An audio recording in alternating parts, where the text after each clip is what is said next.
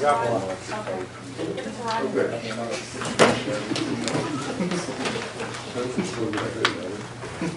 That's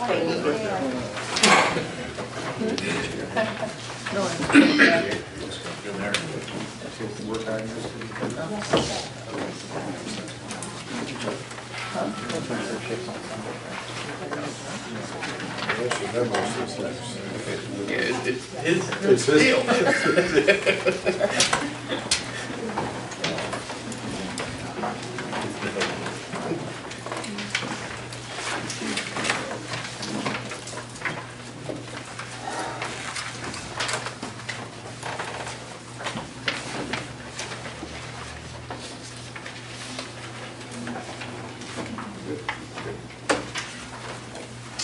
Good evening, everyone, and welcome to the Tabernacle Township September 23rd committee meeting, first day of fall. Came pretty quick, and here it is. Look how warm it is. So please stand for flag salute. With allegiance to the flag of the United States of America and to the republic for which it stands, one nation, under God, indivisible, with liberty and justice for all. Sunshine notice. This meeting is called pursuant to the Open Public Meetings Law. This meeting of September the 23rd, 2019 was sent to the Burlington County Times, Courier Post, and the Central Record. Posted on the bulletin board in Town Hall and has remained continuously posted as required notices under the statute. In addition, a copy of this notice has been available to the public and is on file in the office of the municipal clerk. We have roll call. Deputy Mayor Brown. Here. Committeeman Lee. Here. Committeeman Moore. Here. Committeeman Yates. Here. Mayor Barton. Present. Thank you. Okay, before we open the public comment, there are some additions to the agenda. There is a resolution 2019-110. It's approving the change order number 1 to the contract between the Township of Tabernacle and the Coastline Construction for the CDBG improvement project. So that'll be added under resolutions. And also our Fire Chief Andy Kennard is here this evening, and he requested to address the committee on some grants that the fire company has applied for and sounds like have received. We'll know more about that. And Andy, we'll have your comments when we do the professional reports. Okay. As far as public comments, tonight we're going to have a hard stop at 3 minutes. At 2 minutes and 45 seconds, you will be noticed that you have 15 seconds to conclude your comments. Please conclude them after 3 minutes. Anyone from the public would like to make a public comment, please raise your hand, come forward, state your name and address. Yes, ma'am. Linda, 7 Lee Drive. I was just reading the 2019-8 second reading, which is talking about the extra monies that is going to be allotted to drainage and roadway repairs. I just wanted to get clarification if Lee Drive was, the speed issues on Lee Drive was going to be addressed under this resolution, or if it's going to be addressed in a different. We'll address all the questions when we get to the committee at professional reports. Thank you. So if I understand your question, it's about Lee Drive, what we discussed Lee last Drive, month. yeah, Okay. yeah, last meeting I brought it up again, and I was just under that, it wasn't listed under this resolution, so I just wanted to see if and when it's going to be Okay, covered. thank you. Anyone else from the public? Mr. Brooks? Thank you. Good evening, everyone. Stuart Brooks, North Meadow Drive. A question on a comment really on 2019-8, the bond ordinance for roughly $1.073 billion. I recall CFO Haynes's comments, multiple comments, and pretty strong comments that evinced his concern that this township is so bonded that it really hinders you come budget time. And this is an additional bond for roughly $1.07 million. And I asked, are all these expenditures necessary? Road construction, drainage improvements, I sort of get that, but there's a big component for equipment. There might be other ways to get the equipment for these projects. Is it prudent for this township to add to its stable of equipment by increasing the bonded amount. Something I hope to address. Thank you. Thank you, Mr. Brooks. Anyone else from the public? Mrs. Brooks? Yes.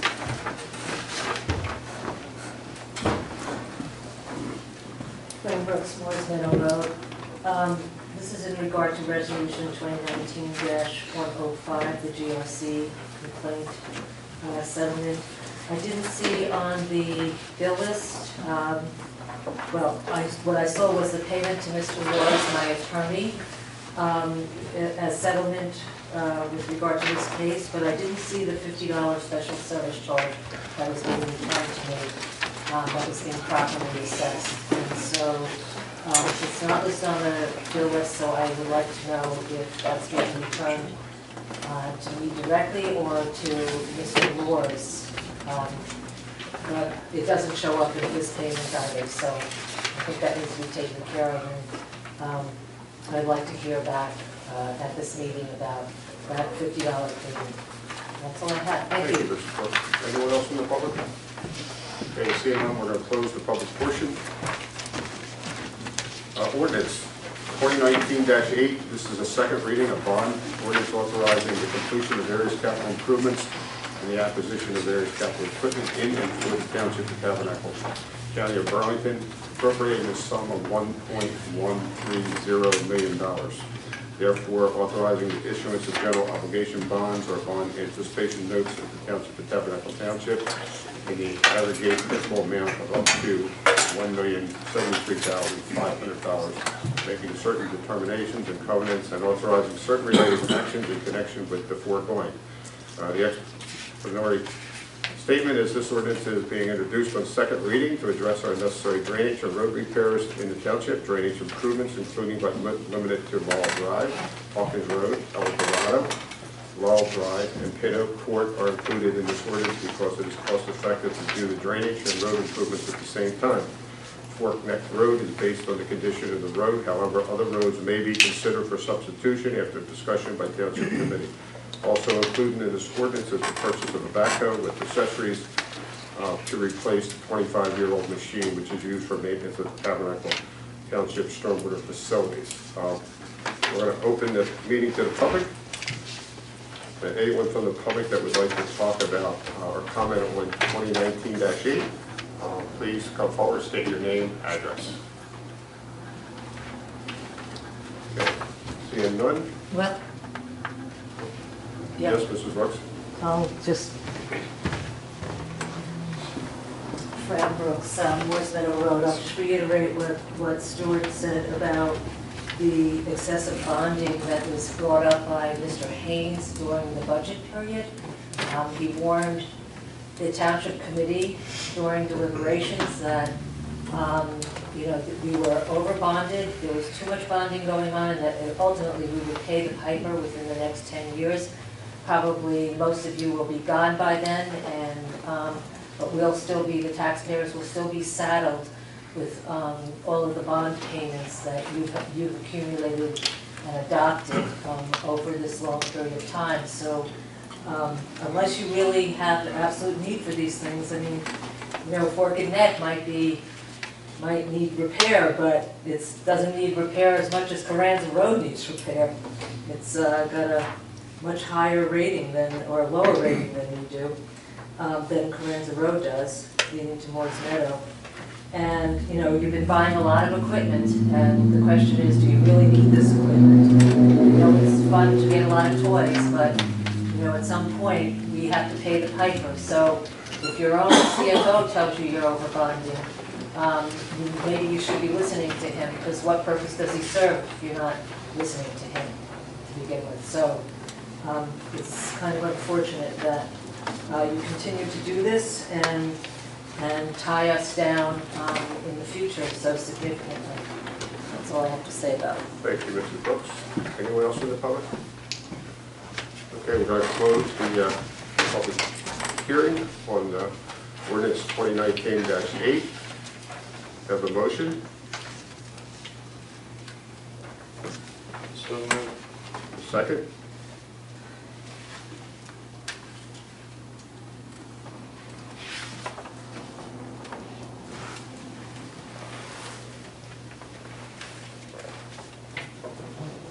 Second. Okay. Committee discussion? Does anyone from the committee wish to? Yeah, can you, Mr. Haney, Yes, could you address Ms. Brooks' concern? yes, I can.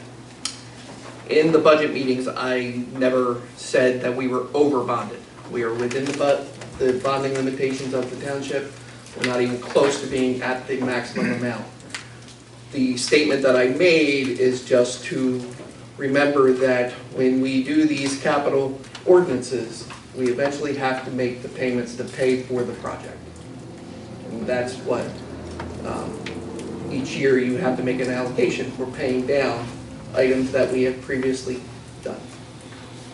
Would you consider this a within reason bond ordinance? Absolutely. Thank you. Any other comments from the committee? How did we end up with a backhoe involved in this particular bond ordinance? Why? I guess the question is, what all of a sudden happened with backhoe that we need to throw it into this bond ordinance? And why hasn't it been addressed before this one? And what's wrong with the backhoe we have? Mr. Kramer, you want to talk about the Public Works? Public Works machine, we've talked about backhoe for a number of years. We have not brought it to committee. It is a 25-year-old machine, and we've been working with it ongoing. It is a very useful tool for us in maintaining stormwater drainage. We used it the last 2 weeks, and we'll be using it again tomorrow. We put the wick in, additional wick in some ways. Retention pond was week before last. It's just an overall useful tool to maintain all of our stormwater. We've had a fair amount of water this year. We've had flooding. We're addressing drainage issues where we need to increase our drainage, and part of this is also maintenance, which we are now more diligently required to maintain by the DEP. It is one of the processes that we go through in our annual inspection on what we have maintained the previous year and what we've done to improve, what we've mitigated as far as flooding areas. That's all part of the DEP's increased diligence in stormwater regulations. The machine's 25 years old. Parts are getting spotty to get a hold of. And we have done some repairs to it this year to keep it going. One of the main issues we have with it is we have to replace the floor in that, which means removal of the cab, put the floor back in, re-tie in the ropes, overall protection, which is a rather expensive move to do. We can plate it, but it no longer meets the ropes requirements for rollover protection if something were to happen.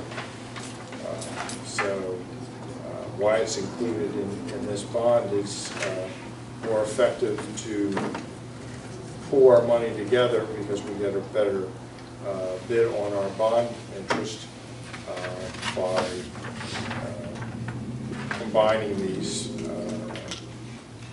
both equipment and roads and drainage to give us a more appealing amount for bond purchasers to bid on. So that's why it's included. It was annually discussed. We talked about it in the budget, that the backhoe was going to need to be replaced this year. And for the same reasons I'm giving you now, why we talked about it in the budget. What's the plan for the unit once the new unit's here? We'll sell them no deals. How long after we get the new one? Can't hear you.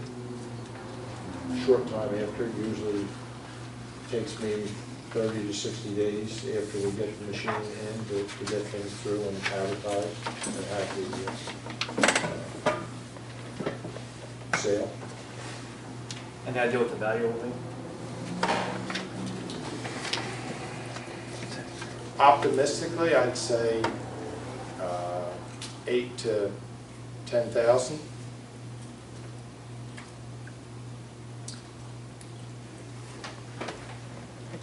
We will certainly put in the ad what the issue with the floor. We don't hide anything when we put that out there. But I was at an auction the other day, and the older machine went for about $8,000. So I'm optimistic that we have a few more attachments that we could be in that range. That wasn't an auction on Retreat Road, was it? Yes, it was. I think the difference between that machine and the one that you've got is a lot less rust on that one. That was a municipal machine for Tabernacle Township. Beforehand? Before, so it had. So probably not, is probably better shape than this one, I would think. It was a more basic machine. Yeah. It was not extend a hoe, it did not have changeable front bucket.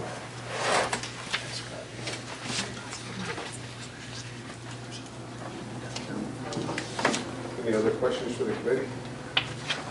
Doug, this is also a front end loader, correct? Yes. When we had the trees come down in the last two storms, We used both machines, both okay, our loader clear and this to machine. clear the roads? Okay. Any other questions for the committee? That front end loader's a safer machine though for that job. Okay, if there's no more comments or discussion, have a roll call, LaShawn? Ms. Brown? Yes. Mr. Lee? Yes. Mr. Moore? Yes. Mr. Yates? Yes. Mayor Barton? Yes. 2019-9, this is the first reading and ordinance of the Township of Tabernacle, County of Burlington, State of New Jersey, amending Chapter 2, Administration by adding Section 32, Closed Session Minutes. This ordinance is being introduced on first reading to replace Resolution 2018-90, which amends Chapter 2 to include Section 32, Closed Minutes, and creates the Minutes Review Subcommittee in a proactive attempt to ensure the prompt availability of closed session minutes to the public. The public hearing for this will be on October 28th at 7:30. For the motion, So moved. for second. Second. Any discussion required? Okay, roll call. Ms. Brown? Yes. Mr. Lee? Yes. Mr. Moore? Yes. Mr. Yates? Yes. Mayor Barton? Yes. Resolution 2019-102, authorizing replacement of temporary signs in public right-of-way. This is for the Tabernacle Community Fall Festival. The motion?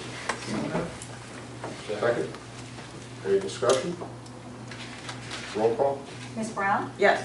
Mr. Lee? Yes. Mr. Moore? Yes. Mr. Yates? Mayor Barton? Yes. Resolution 2019-103, authorizing cancellation of taxes for New Jersey Department of Environmental Protection property, Block 1601, lots 1 and 4.02. This is Q form. The motion?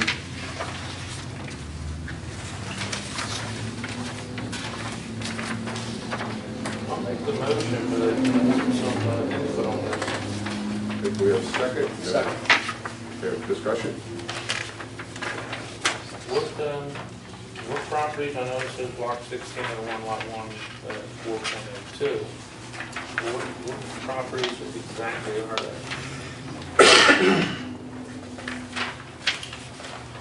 So can you answer that? Yeah, they were the Cuts Brothers property next to Goose Pond. The original lot and blocks, they swapped some property and changed some lines, so it's partial of the next group. The ones you're looking at now, those weren't taken in whole, they were taken partial. Okay. And So it's this an is adjustment for the partial lots. You're talking the land swap, what you're talking. So these are going to become part of the Wooden Forest, is that correct?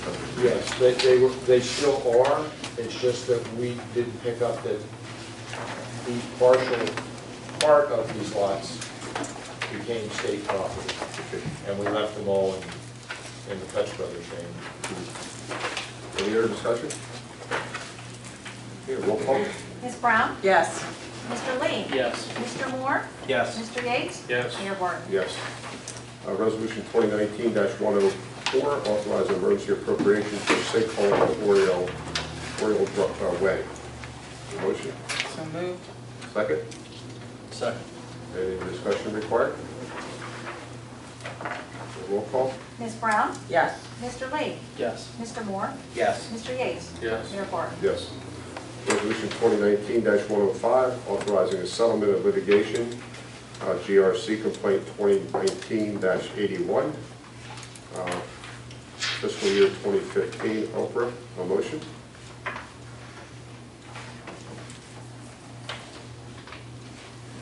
So moved. Second? Second. Committee discussion? Peter, Mrs. Brooks had a question about the $50 charge.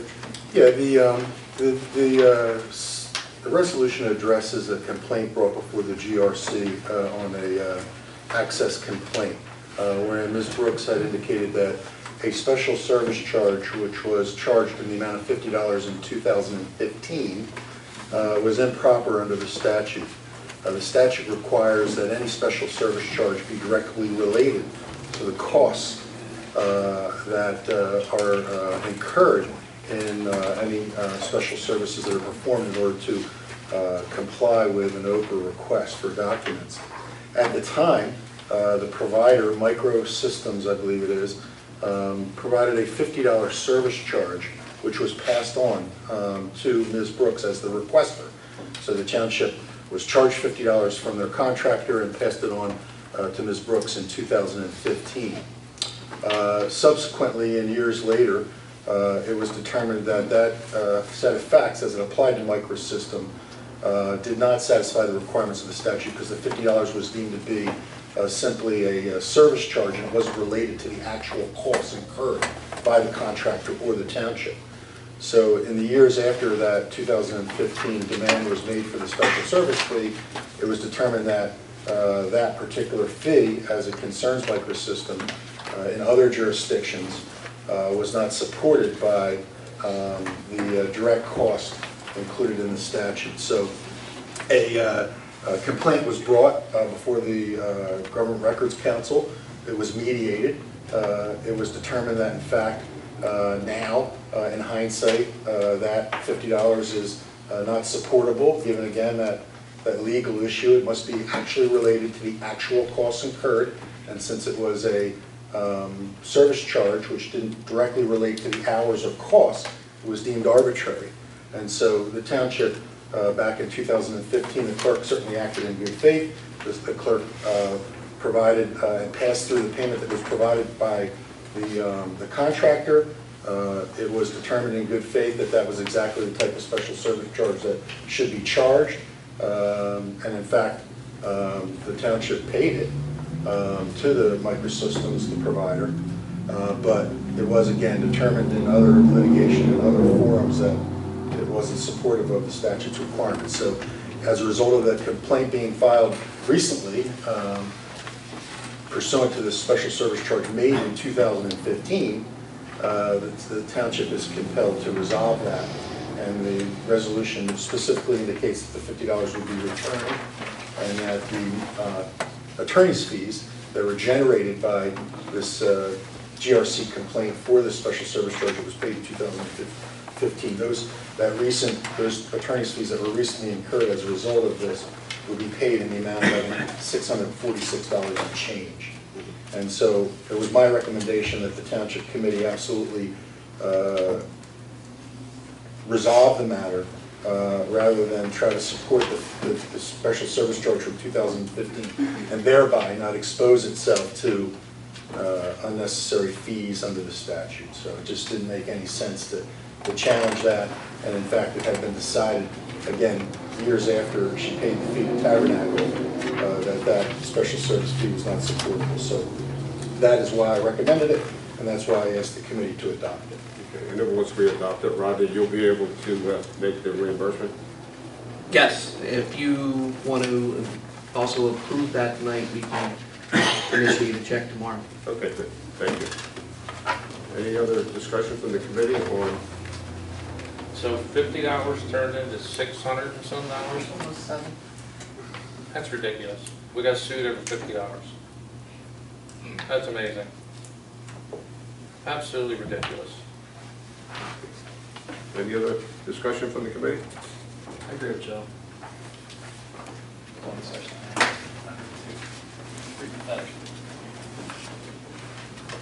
Roll call? Ms. Brown? In an effort to resolve the situation, yes. Mr. Lee? I concur with Mrs. Brown and vote yes as well. Mr. Moore? Concur, yes. Mr. Yates? Yes. Mayor Barton? Yes. Resolution 2019-106, authorizing corrective action plan for fiscal year 2018, our municipal audit. The motion? So moved.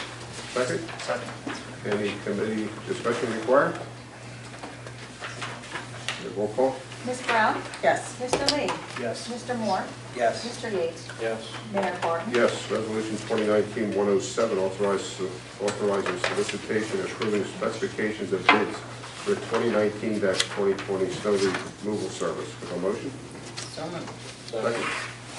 Any discussion from the committee? Doug, is that going to expand at all? Are you keeping the same areas that you had? Same areas that we had before. Any other discussion? Roll call? Ms. Brown? Yes. Mr. Lee? Yes. Mr. Moore? Yes. Mr. Yates? Yes. Mayor Barton? Yes. Resolution 2019-108, authorizing submission of municipal park development program funds for Perkins Mill Park. With a motion? So moved. Second? Second? Any discussion required? Roll call? Ms. Brown? Yes. Mr. Lee? Yes. Mr. Moore? Yes. Mr. Yates? Yes. Mayor Barton? Yes. 2019-109, a resolution authorizing award of a contract for the 2019 drainage improvement project. A motion? So moved. Second? Second. Any discussion? Is this part of the ordinance, the bond ordinance, 2019-8? No, this is working off the 18 bond ordinance from before. I want to review what What This is, drainage improvements are we making? we're making improvements on Old Indian Mills Road between Kramer and the low point behind CVS. And we are making improvements at the intersection of Moore and Richter, where that floods on a pretty consistent basis.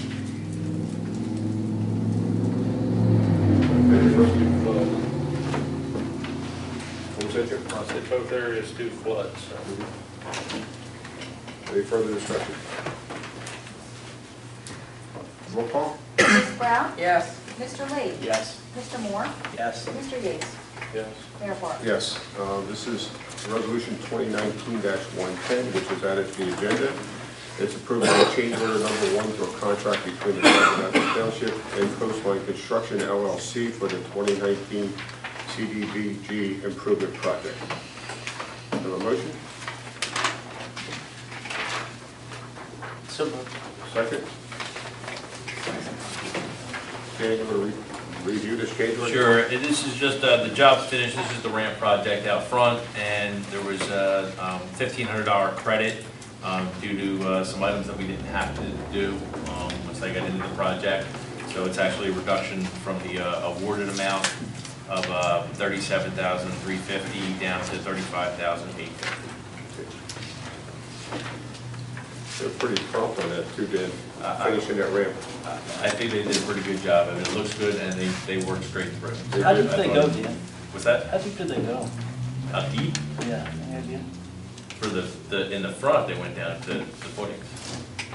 But that was it? Yeah, probably about 3.5 feet, Steve, when I saw, I was here when, after they had dug it, I could see the footers. Yeah. I didn't see it, but I had 2 residents that complained to me that said, how deep can they go? Yeah. I didn't see how deep it was. Yeah. So they went down to the original foundation, the original Right. footing, Yes. and built right off of it.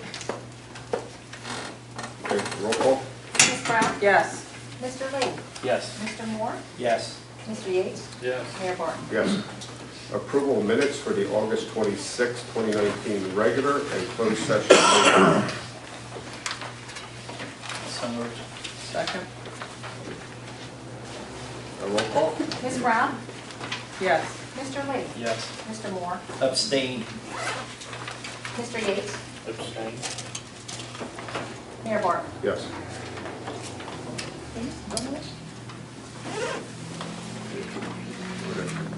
No, I skipped the bills, okay, you're right, I went out of order. Approval of bills, the motion.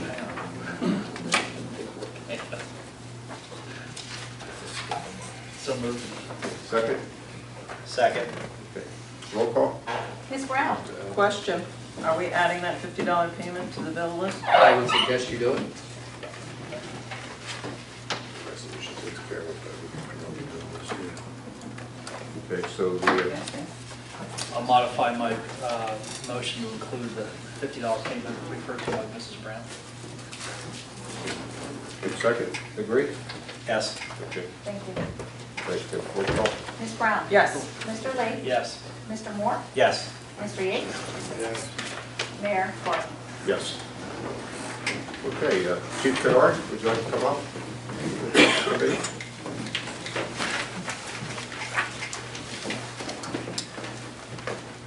Andy Kennard, 42 Huntington Court, also this time I'm talking as the Chief of Tabernacle Fire Company. So I just want to let you guys know, some of you may be aware that due to some, I couldn't guess how many hours Chief and President Smith spent applying for this one grant, but we received a grant, a FEMA grant. It's a 2-year grant for $254,000. This grant will purchase gear for 6 firefighters the first year. It'll purchase gear for 2 firefighters the second year. These are new members. This is the terms of the grant is a recruitment and retention grant. So for new firefighters, it will also allow funding for advertising, and this will provide for 3 firefighters to be staffed in Tabernacle Fire Company from Monday to Friday, 7 to 5 p.m. So that will, For how long? for 2 years. It's a 2-year grant we The have. same thing Woodland had, right, Andy? Similar, ours is a little slightly different terms, Okay. similar, it's the same kind of application they applied for, but yes. So this will reduce time, response time. I mean, we haven't missed any calls anyhow, but this will cut down response time. People will be there. We're not now coming. Even me, I come 5 miles. It takes me, depending on what type the call is, it takes me 5 to 6 minutes to get there. So it will cut that time down to just enough. I mean, as soon as that crew can put their gear on, they're getting out of the building. So it's going to benefit us. But again, I can't state enough how much the amount of time that Chief Smith and I'm up here saying it, but I really had little to nothing to do except I was the chief when it was awarded. They applied for it when Chief Smith was still the chief, and they really put a lot of time and effort into it. And I really appreciate it, and the residents of Tabernacle should thank them for their work. We also have received, we applied for 3 other grants. We've received 2 more grants that we've also received. Andy, if I may interrupt, Yes. while we're on the first grant, Yes. does anyone from the committee have questions on the first grant that Chief Kennard has spoke about? Chief, you said fund advertising. What are you advertising for? Help everyone understand. Advertising for recruitment and retention. For volunteers. we plan, yep. So it's of course, I got, no sooner did the list get published and I got emails from people trying to sell us LED signs to go out front. Hey, you know, your recruitment funds can be used to purchase this LED sign. So we've had some discussion what we want to do with the advertisement. We've talked about recruitment videos, which is, we've talked about some other things. So I know there's a real good video company in Tabernacle. So we're trying to figure out what we're going to do with that the advertising funds and stuff. And then you talked about a crew Monday to Friday from 7 to 5. What consists of a crew? A crew of 3. Crew of 3? Crew of 3. Yeah, which is, And when does this grant start? When would you implement that? it has to start within 90 days of when it was awarded. Okay. So it was awarded last week, 90 days would fall in December. We're shooting for some time in October, though, to get it started Okay. at this point. So we just have to, when we're ready, when we get all of our little, we have to adjust a couple things in SOGs, some guidelines that fall under the chief's duties. Some guidelines need to be slightly rewritten just to say that crew can leave. They're there in the station, they can leave with it.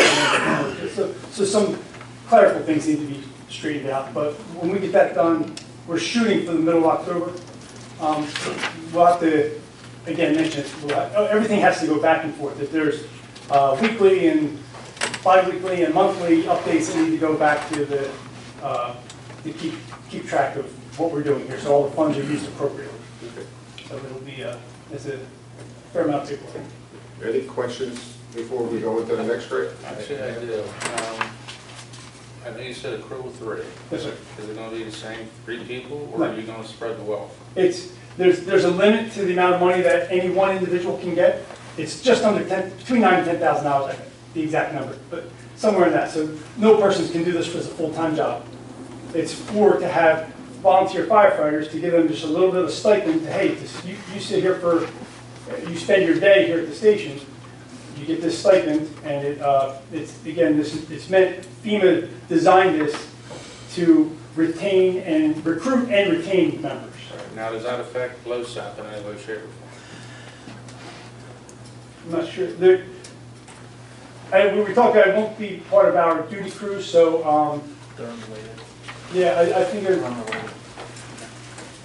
it'd be a single call. It's not like you get credit in LoSAP for being there for that That's one thing. necessarily.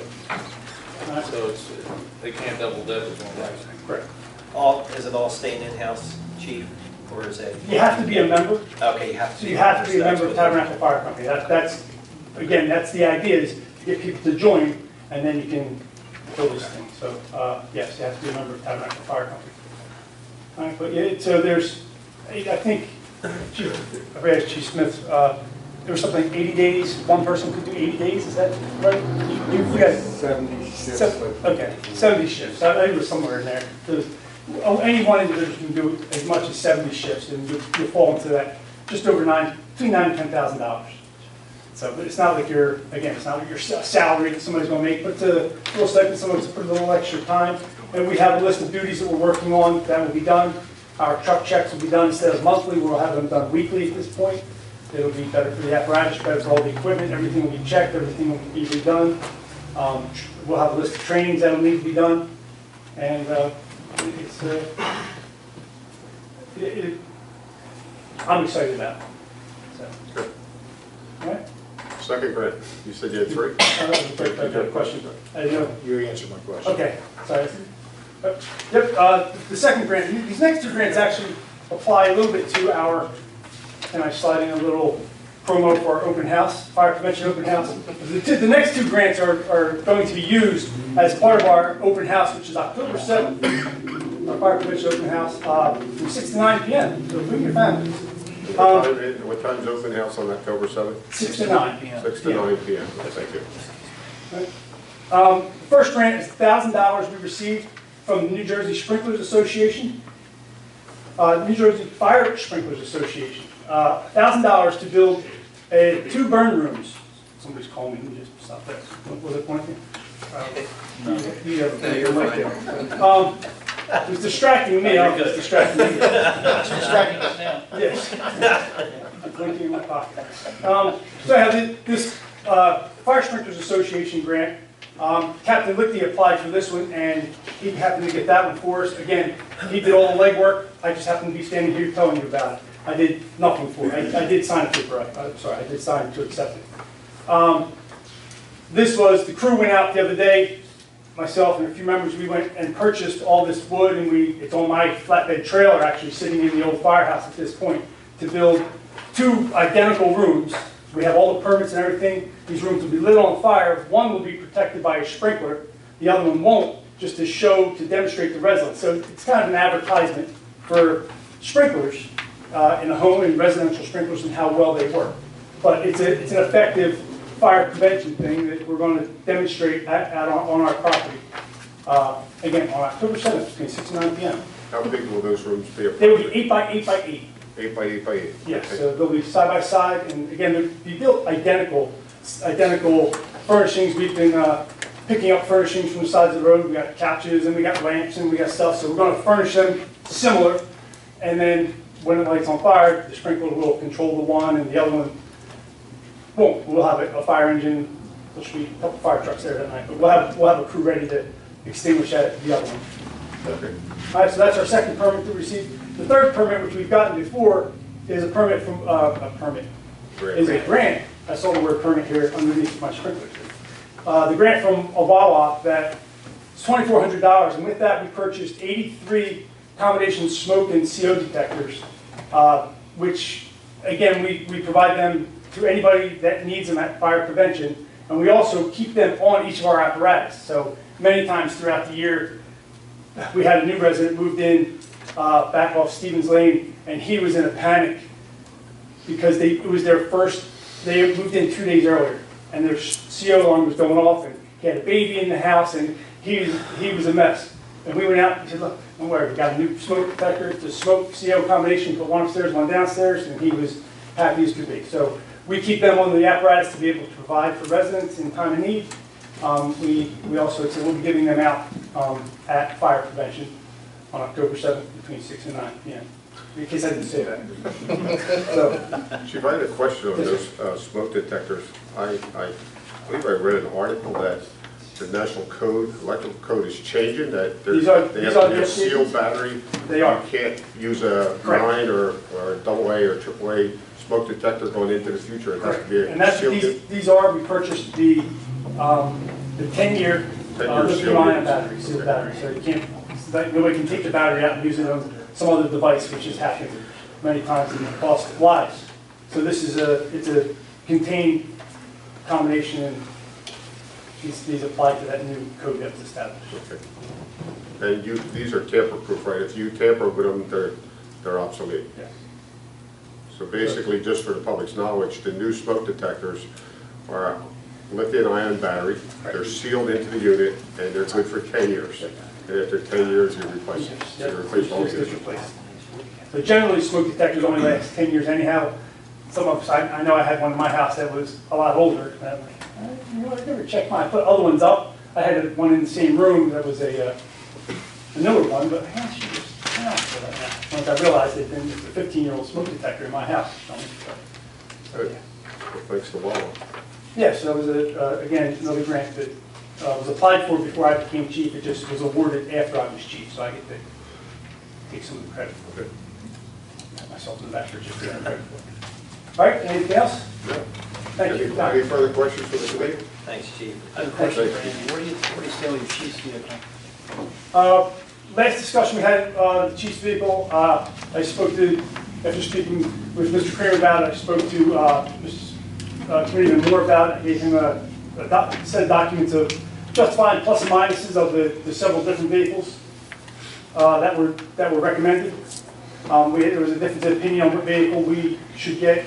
The difference in cost was minimal. In fact, the vehicle we preferred was a little bit cheaper, but right now we don't have it. I haven't been back. Actually, I haven't talked to. I talked to Sam about a couple other things, but that has slipped by the side. I haven't spoken to him about it yet. So the township has notified you about what's going on? So we haven't gotten it yet. Okay, thanks. All right. Thank you, Chief. Thank you. Okay, your reports, Mr. Guzzi, engineer's report. Just an update on Flat Road. The contractor's scheduled to begin in about 2 weeks. Be on site about 7 days to do the job. So we should be wrapped up towards the late end of October. Thank you. Mr. Kramer? In staying with that, I have notified both the Lenape Regional District and also Tabernacle when that project should be complete. I also spoke today with one of the residents and brought him up to speed on where that was going to be, and the contractor will be meeting with the residents to give them a more defined schedule on where they'll be. As I stated earlier, last week we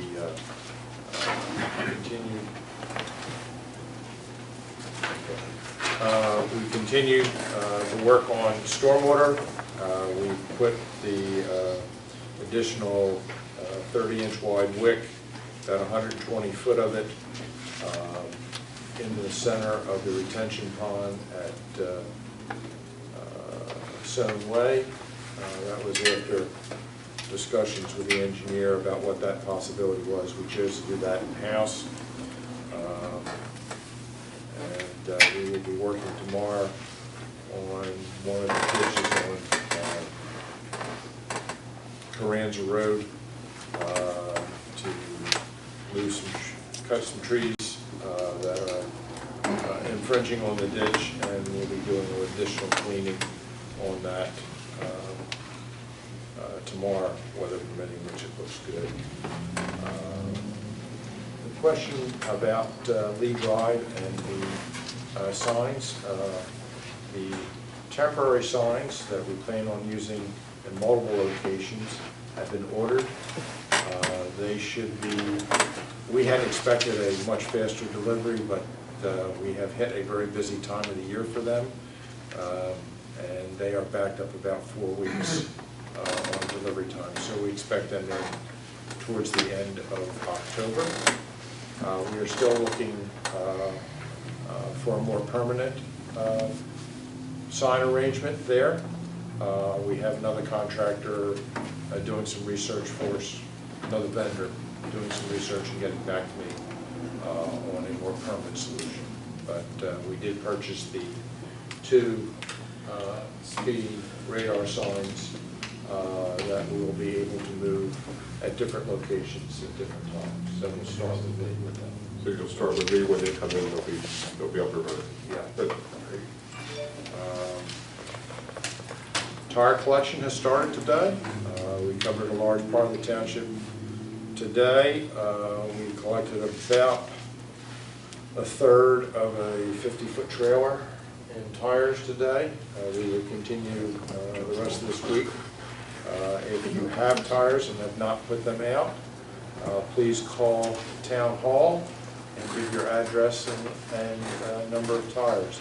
We allow for 8 tires, no larger than 1,020, no rims attached, and we will collect up to 8 tires per household.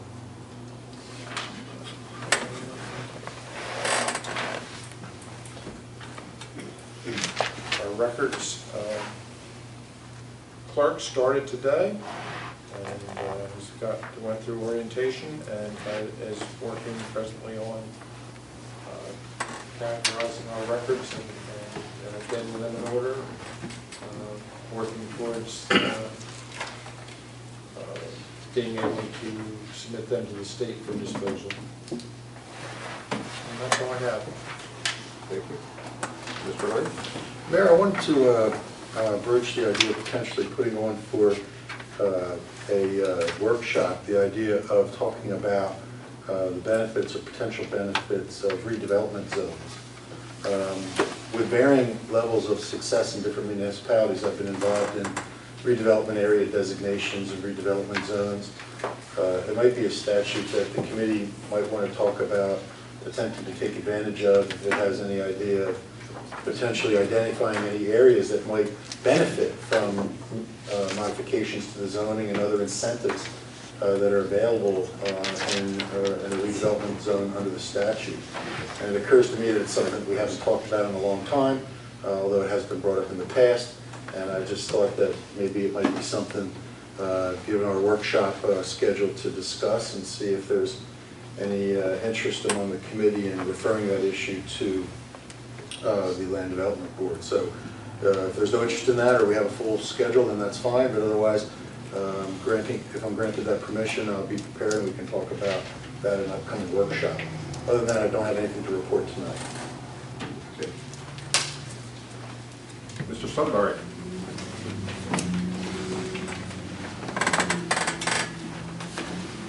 Good evening, folks.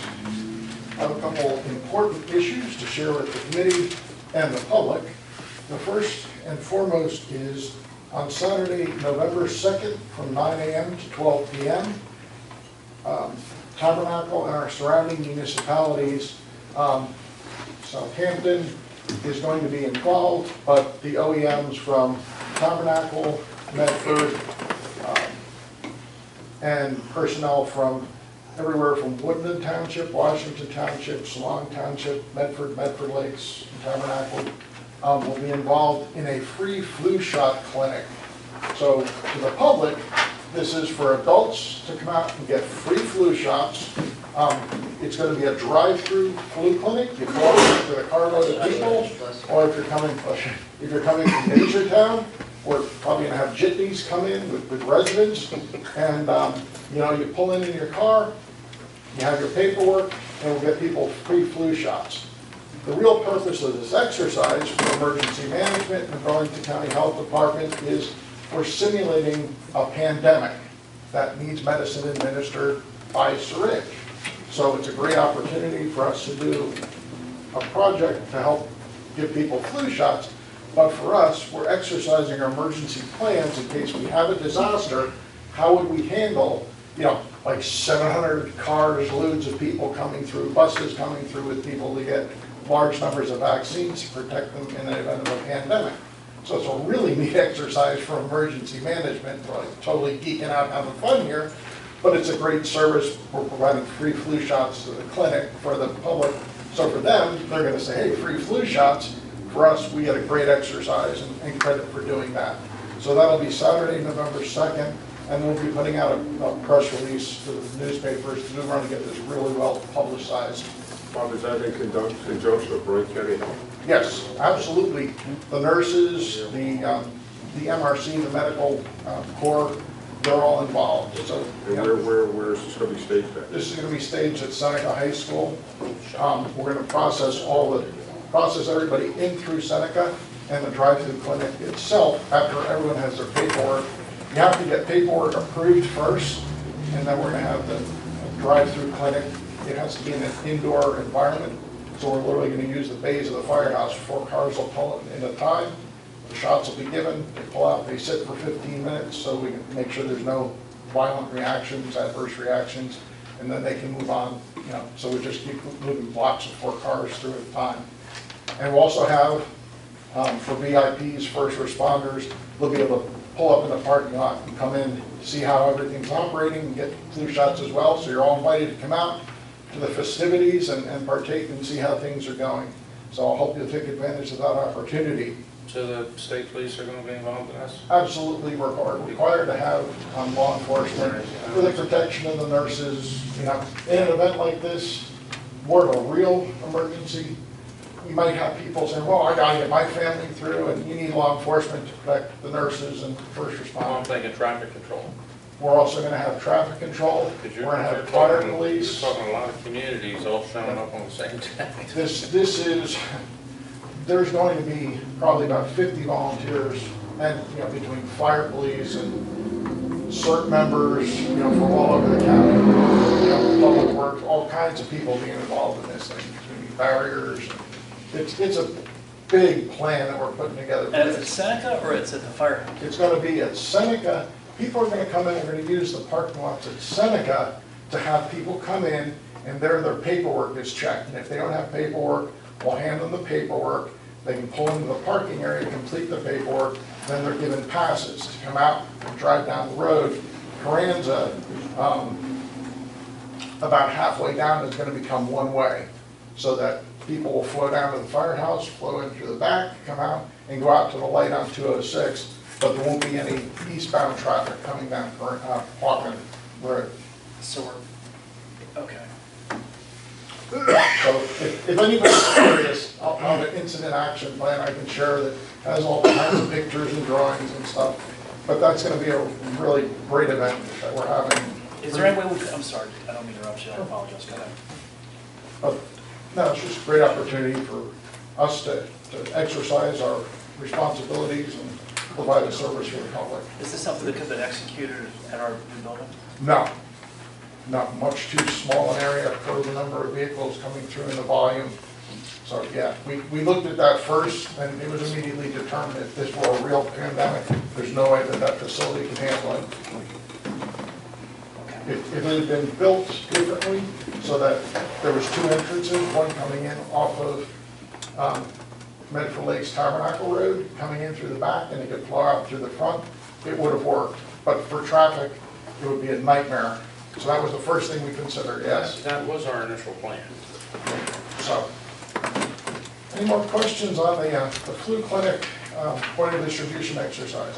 The next thing, although we did not get a disaster declaration, the residents that received damages due to the severe weather and flooding of June 19th through June 20th, 2019, are eligible for U.S. Small Business Administration disaster loans, which includes home disaster loans, and they can get up to 30-year loans for between 1.938% and 3.875%.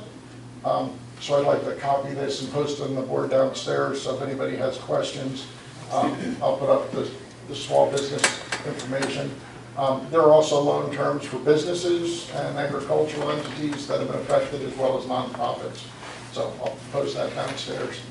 And lastly, I wanted to ask the will of the committee with regards, we approved signs earlier for the Tabernacle Fall Festival for the Cub Scouts, and I wanted to know with their event application, is the will of the committee to charge or to waive the $75 application fee? Just wanted to put it out there. That's all I have.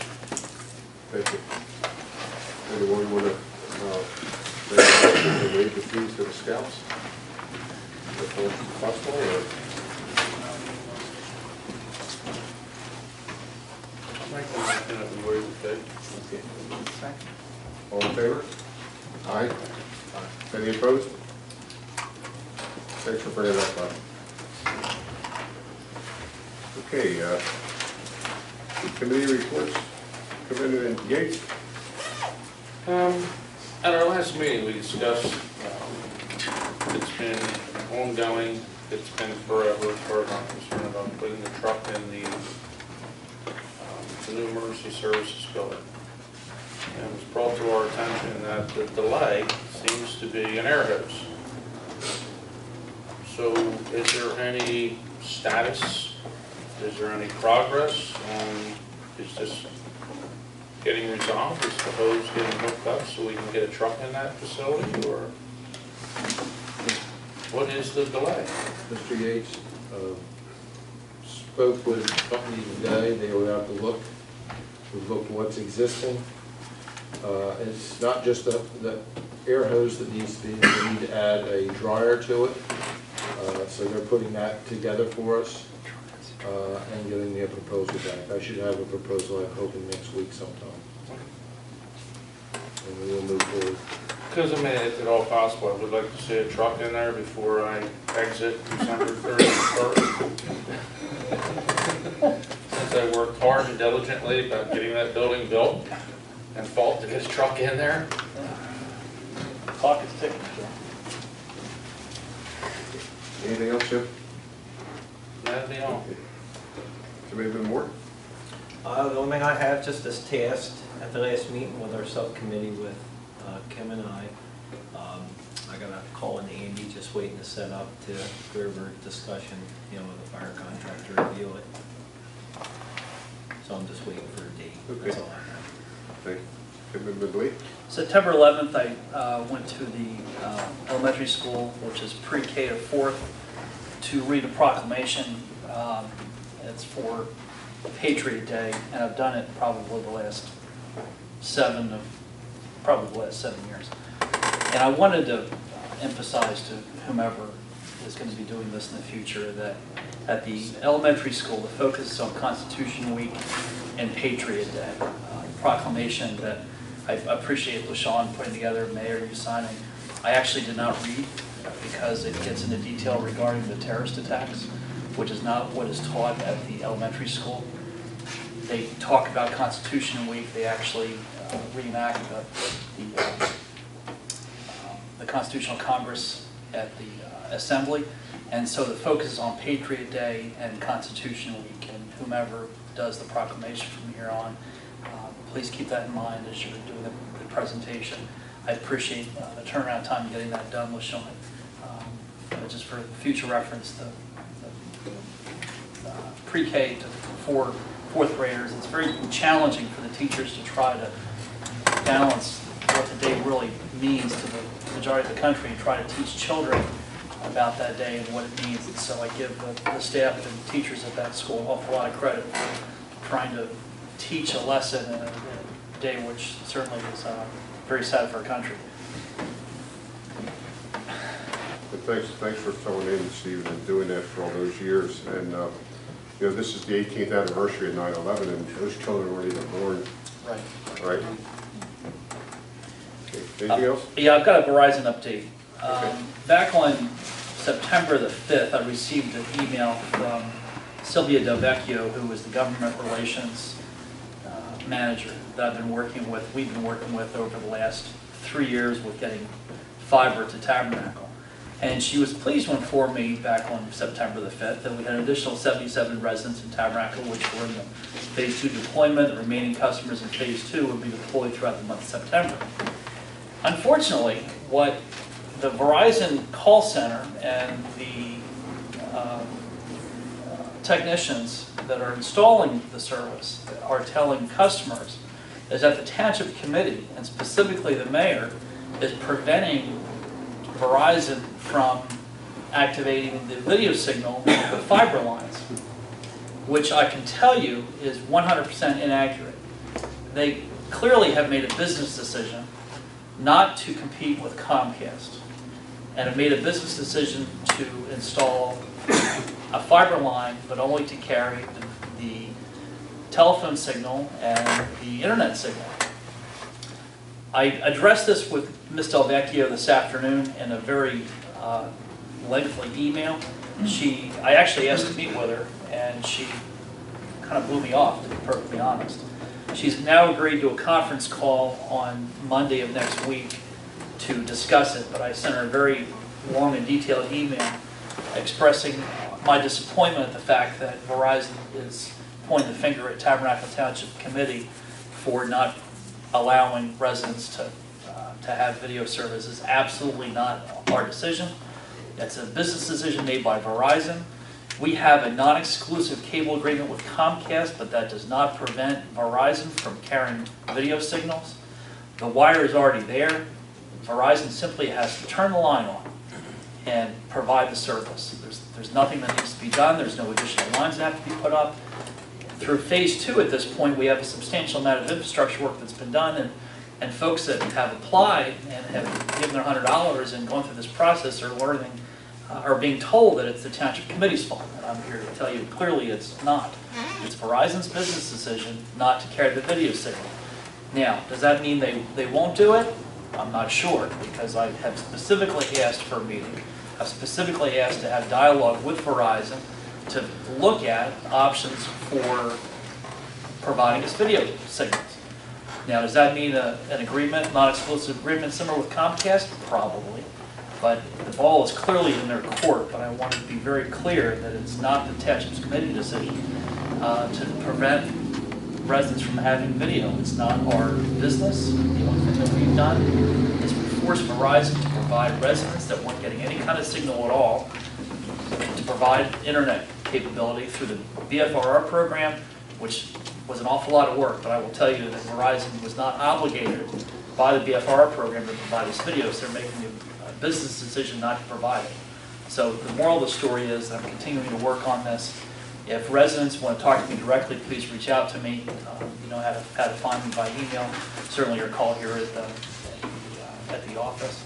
I will also say that reaching out to BPU could potentially be an option, although I believe that we can get this taken care of with Ms. Delvecchio directly. I was pretty clear in my email today, my disappointment in their behavior. I also want to specifically reach out to the fire company. Andy, I think it's nice that you came to present to us this evening in terms of what the grants were, but I think it says an awful lot about your leadership of the fire company by giving the direction back to the folks that put the grants together and built them. Clearly, you stood up and talked about it, but you gave credit where credit was clearly due, and it says an awful lot about your leadership. And I'm very encouraged and very pleased with your leadership thus far with the fire company, and I look forward to great things from your leadership in the fire company moving forward. That's all I have there. Thank you, Stephen. And you know, this BFFR that Stephen and his father have been working on for quite a long time, it's just very puzzling and questioning why would a utility like Verizon put the infrastructure in to provide the internet and also have the capacity to provide the video and not take advantage of that business model when the infrastructure is clearly in place and they could generate more revenue for themselves. I have a theory as to why they're doing it, and my theory is that they don't want to pay Comcast money, and they don't want to compete directly with Comcast. And the two of them have to work together. Yes, they're competitors, but they have to work collectively together throughout different parts of the state. So they've decided not to step on each other's toes. That's my guess. But many towns in the state of New Jersey do have FiOS and they do have Comcast. And that creates competition and creates better rates for those particular residents. Hopefully we'll be able to take advantage of that someday. Thank you, Stephen. Deputy Mayor?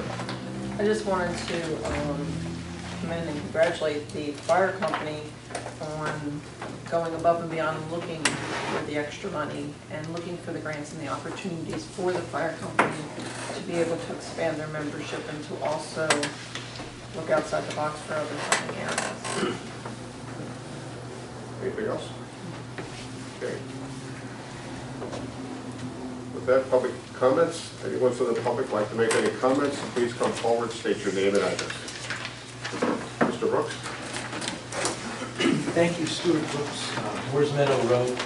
My comment is that I'd like to point out what I think is an opportunity for the township to improve its communications. It's not a necessity for the township to improve its communications. And I'm referring to the last meeting where 3 members were absolutely on the edge and ready to vote for the issuance of a notice of termination of the fire company's contract. And it seemed pretty clear that there are 2 committee members that didn't know about this. And the Office of Emergency Management coordinator didn't seem to know about it either. And it seems extraordinarily odd to be sitting on this side of the table and see such a gap of knowledge or information in staff and leadership that's vital to your progress in your operations. And I don't understand why let me back up. It struck me also that I've been here every meeting, as you know. I see, for example, Chief Jackson stand up and give his reports, but that issue was never raised with him, and he's essential to training. I know there's been turnover in the fire department and their chiefs, but I haven't heard anyone from the fire department come up and say there's a problem with training. And when I say there's a problem, you know I'm being light on it because it was described as a flop or failure. So this is a serious training issue. The program's not working, and the information's not coming to you. Your liaison also did not bring that information to you. There's a huge gap there. And I don't know how you, Mr. Mayor, intend to address it. Excuse me. But it's clear it needs to be addressed.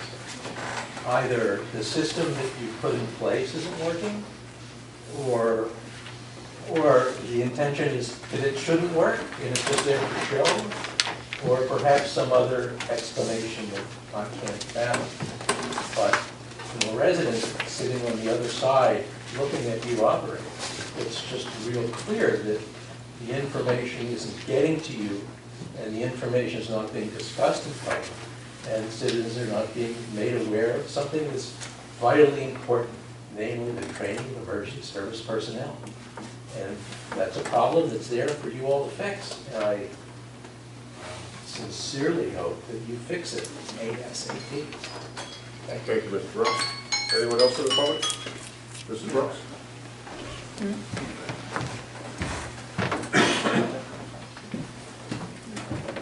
I've got Smarts Meadow Road. I just want to focus a little bit on statements that are made by particularly Mr. Lang regarding the value of open government that you all profess to, in spite of including Mr.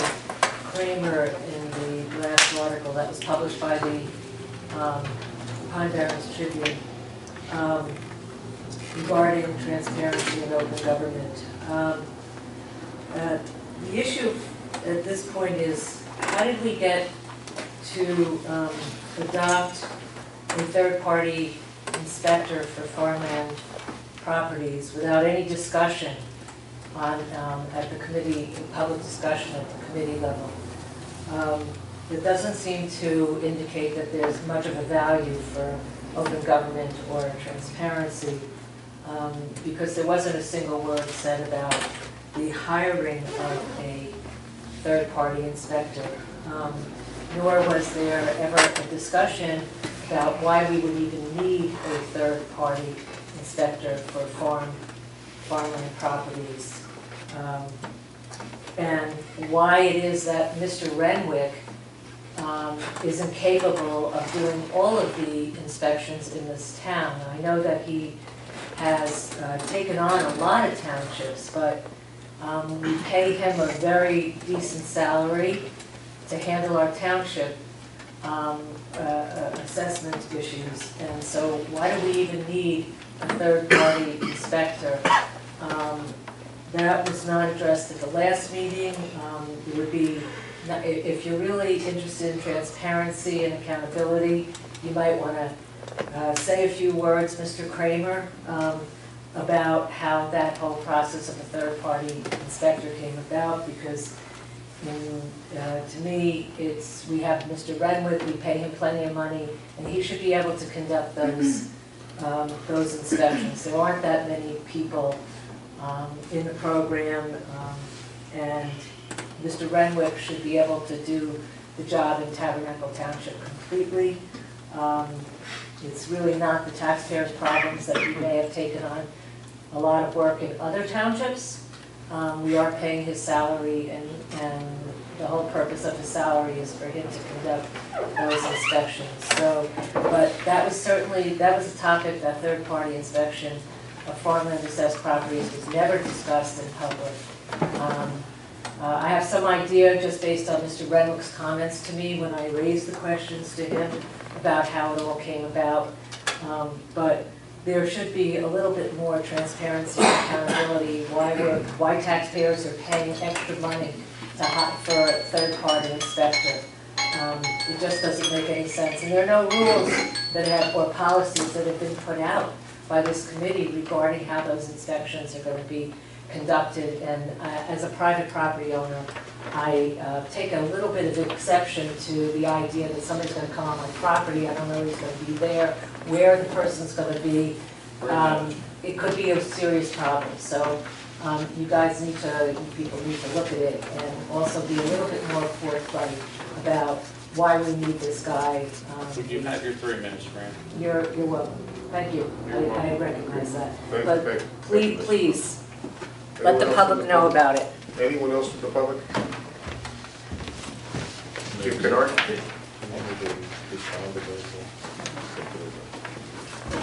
Any kind of defined report, just a mention on the discussion that Rudy and Moore and I have had about setting up a date. We have a date, we have talked through it afterwards. I was a little bit not frustrated anymore. I was more frustrated before when I first heard about it, but I'm getting older and I get calmer. I don't talk about things for a couple of days, then I get calmer, then I can just talk about it. But I was not happy one bit to hear that it was considered to bring in the 90-day thing when we weren't even asked to come to the table. The 90 days was suggested to bring us to the table, but nobody even made a phone call until after that meeting. So that's a little disturbing that happens. So I just wanted to mention that. So, Sam, our conversations, if I may through you, our conversations have always been great, you know, and I'm working, trying to get it. It's been a little over a week trying to do this because half the committee that we need to meet with were on vacation. So we're setting it up this week. So, Fantastic. but I just wish we would have, nobody called me first before that meeting to say, hey, Andy, can we have a meeting about the contract? And then if I had said, no, I'm not meeting with you guys because we don't need a new contract, then you could have said, oh, well, we'll invoke. Then I could have understood that. That never happened. So just communication. Communication would work a little better in this instance. Thank you. Chief. Anyone else from the public? Okay, seeing none. Close the public portion. Motion to adjourn. Mr. Kramer. Oh, I'm sorry, yeah, Mr. Kramer, you want to respond to Mrs. Brooks? Not necessarily respond to Mrs. Brooks, but to explain to committee for the fact that Mrs. Brooks has put out there as being true. It was part of the assessor's budget. It was originally supposed to be a contractor who came in, and we would do that the same as we did any other contractor. We would have quoted and proceeded in that process. As it turns out, the gentleman who he initially thought was acting as a contractor, he no longer worked for the same firm that he originally had talked to him about, and there was an issue of insurance. When that wasn't capable of being provided, we didn't go any further. So there will not be another person other than Mr. Renwick doing the farmland assessments. He was trying to get an overall handle on all the properties in a quick amount of time under the new assessments and the new arrangements, and that was his intent. And unfortunately, the contractor just didn't work out, so we're moving forward with Mr. Redmond. Probably taking a little more time, but doing the same job. If that's the case, I think down the road, it may make sense to do that, to have either a third party or else a part-time person do that. It's relatively simple if you understand the land in Tabernacle and who's farming and who's not, and the acreage, and understand the property. I think it's relatively simple to do.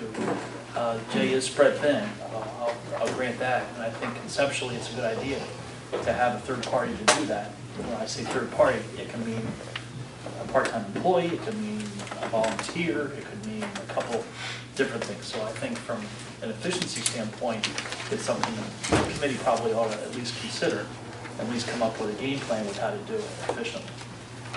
Next year, if he wishes to move forward, we will bring this up to the attention for the budget process, so you know it moving forward. Thank you, Doug. Motion to adjourn? So moved. Second? Second. All in favor? Aye. Thank you. Good night, everyone.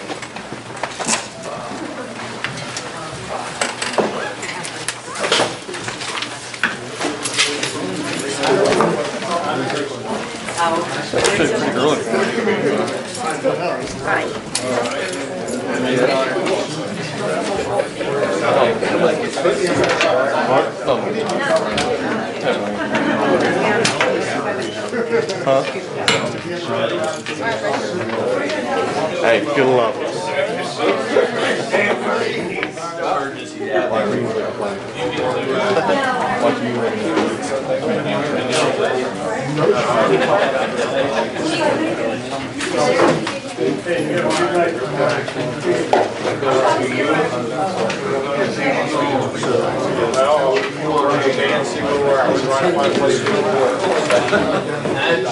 Sure, I'll reach out to you. I'll figure out